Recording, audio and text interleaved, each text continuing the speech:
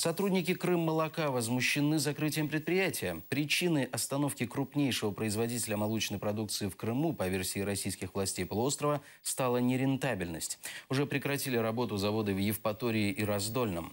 Работники предприятия уверены, натуральную крымскую молочку заменят завезенной российской продукцией длительного хранения, а землю завода Крыммолоко заберут под застройку.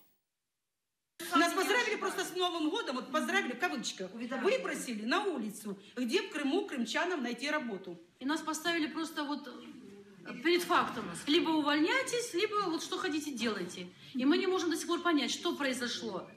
На каком основании завод закрыт? Почему людей выгоняют на улицу просто в такое тяжелое, вообще экономическое время для страны, для Крыма в частности?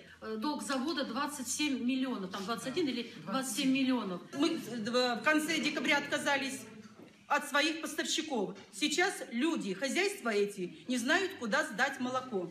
Вот такое семенное хозяйство, там женщина просто плачет, она не знает, куда его сдать. Мы кинули людей, не только вот нас кинули, но и поставщиков сырьем. Здесь интересы преследуются совсем другие. Территория, землю в центре города забрать, деньги, это территория, очень большая территория здесь. И все, завод здесь не нужен. Когда Украина у нас была, нам по 4 месяца зарплату не платили, мы это все терпели, мы никуда не могли пойти, мы все боялись. Думаем, ну ладно, пришла Россия, это честные люди, справедливые, они нам помогут, мы будем вместе с ними работать. А получилось, что нам надо было писать везде, сообщать, жаловаться, а мы просто сидели и ждали, когда нас обанкротят. И мы еще виноваты. И мы еще оказались виноваты, что мы никуда не писали, мы не жаловались. Но если вы все это видели, вы на сайте были, почему вы сами на это внимание не обратили? И министр один, и министр второй.